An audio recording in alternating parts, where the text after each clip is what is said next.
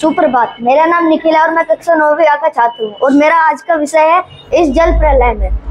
तो इस कहानी का शीर्षक है, यहाँ पर कवि अपनी बाढ़ के अनुभव को दर्शाते हैं, जो कि जब वो पटना में रहते थे, जो कि जब बाढ़ आई थी तो वहाँ का अनुभव है वो यहाँ पर कवि अपने यहाँ पर बता रहे हैं।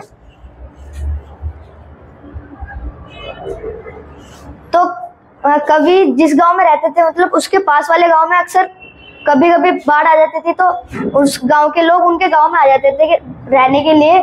तो वो अक्सर वहां पर लोगों की मदद करने भी जाते थे।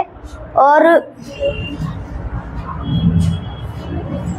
फिर जब वो 1961 में जब वहां पर वो पटना में रहते थे, तो वहां पर जब बाढ़ आई थी तो लोग कह रहे थे कि 12:30 बजे तक बाढ़ आएगी, लेकिन उस टाइम तक बाढ़ नहीं आई थी। लेकिन 5:30 बजे जब बाढ़ आई तो वो सो रहे थे और बाहर से लोगों की चिल्लाने की आवाज आ रही थी कि बाढ़ आ गई, ये आ गई। तो कभी भागकर ऊपर छत पर जाता है और देखता है कि बाढ़ का पानी उनके घर तक आ चुका है। तो फिर वो सोचता है कि काश मेरे पास कोई कैमरा होता जिससे मैं उसे रिकॉर्ड कर पाता।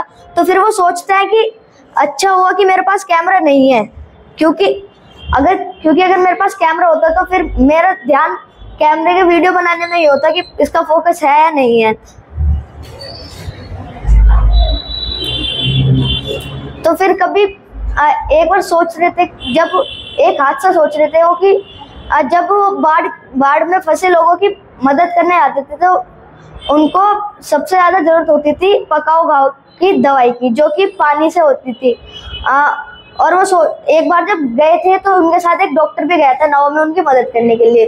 तो वहां पर एक कुत्ता और उसका एक मालिक फंसा हुआ था पानी में।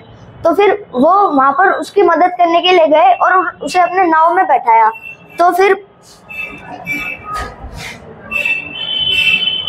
उस डॉक्टर ने कहा कि इसे उतारो, अगर ये जाएगा तो मैं नहीं जाऊंगा।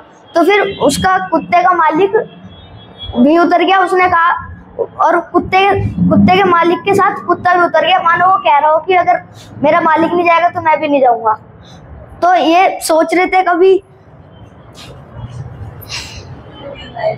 फिर उन्होंने सोचा क्यों ना मैं इसे कहीं लिखूं, पर उन्होंने सोचा फिर कहाँ से लिखूं, कहाँ से शुरू करूं, ये सोचते सोचते कभी सो गए। धन्यवाद।